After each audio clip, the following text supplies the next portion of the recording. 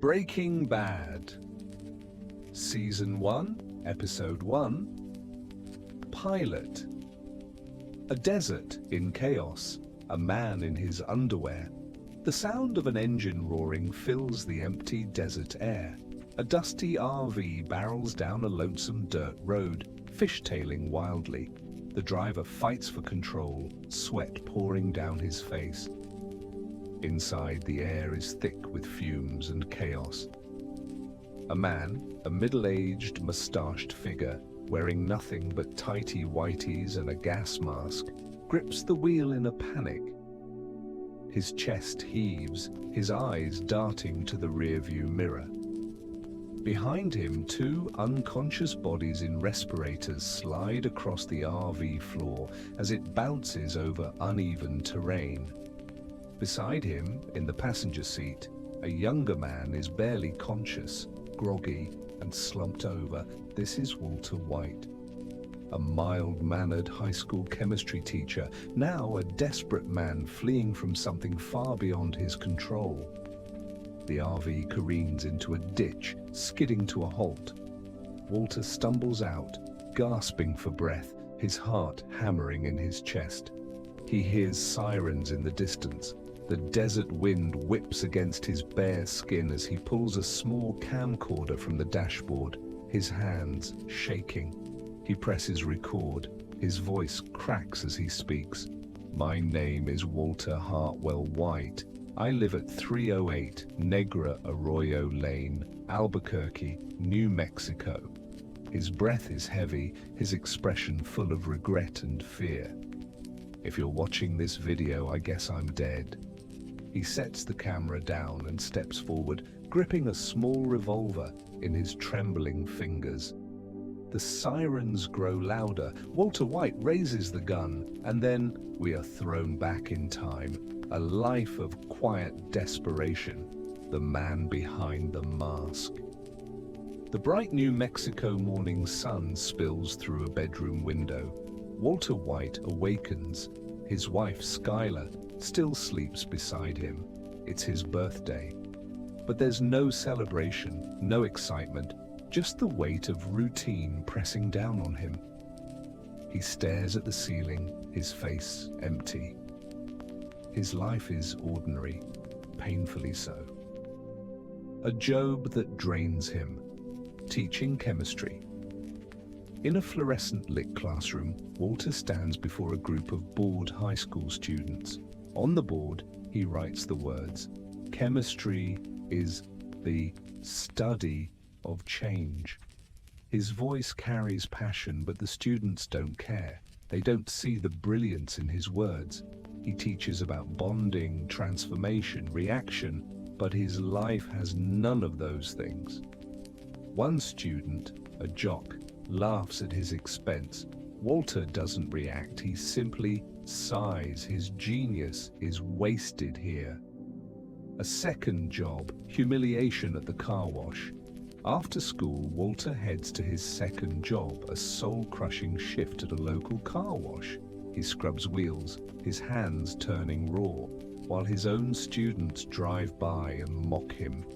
The owner, Bogdan, a man with thick eyebrows and little empathy, barks orders at him. Walter, ever the quiet, passive man, simply lowers his head and keeps scrubbing. This is his life. A brilliant chemist, now reduced to this. A celebration that feels hollow. Family, friends, and a wake-up call. That night, at his small birthday gathering, Skylar places a single veggie bacon strip on his plate, shaped into the number 50. His brother-in-law, Hank Schrader, a loud and confident DEA agent, dominates the conversation. With a beer in hand and a swagger in his voice, Hank jokes about his latest drug bust, showing off a bag of seized methamphetamine on the news. "You know what? You need to come ride along with me sometime, Walt.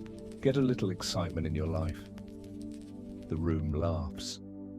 Walter forces a smile, but something in his eyes shifts.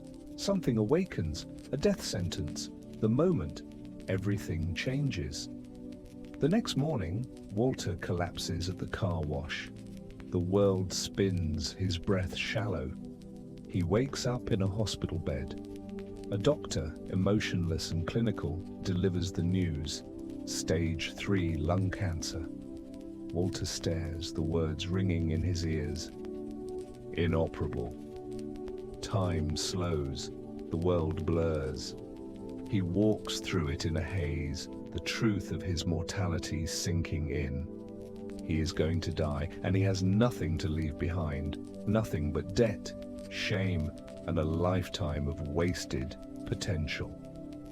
An old acquaintance, a path into the drug. World desperate for something, anything, Walter takes Hank up on his DEA ride-along invitation. They raid a meth lab, and as Walter stands outside, something catches his eye. A familiar face, a young man escaping through a window. Walter recognizes him immediately. Jesse Pinkman, a former student, a meth cook. An idea begins to form, a proposition that will change everything. Later, Walter tracks Jesse down, finding him in his rundown home. Jesse is skeptical, amused. What is Mr. White doing here? Then Walter says it. You know the business? I know the chemistry. A pause. You want to make some money? Jesse laughs, thinks it's a joke. But Walter is serious, deadly serious, and in that moment, everything changes. Walter White's transformation has begun. The first cook, birth of a new identity. In the middle of the New Mexico desert, an RV rumbles to life. Inside, Walter White dons a gas mask. Jesse watches in disbelief as Walter begins to cook, moving with precision, skill, mastery. The chemical reactions swirl and shift, the transformation begins. The purest methamphetamine Jesse has ever seen emerges before them. Jesse stares in awe. This isn't just some high school teacher, this is something else, something dangerous, something new. Back to the desert, the sirens approach, and just like that, we are back where we began. Walter White, standing in his underwear, gripping a gun as sirens wail in the distance. His hands shake, his breath is ragged. The man who began this journey is gone. In his place stands someone new, a man who has nothing to lose, a man willing to do anything, a man breaking bad. Would you like to continue with Season 1 or Episode 2?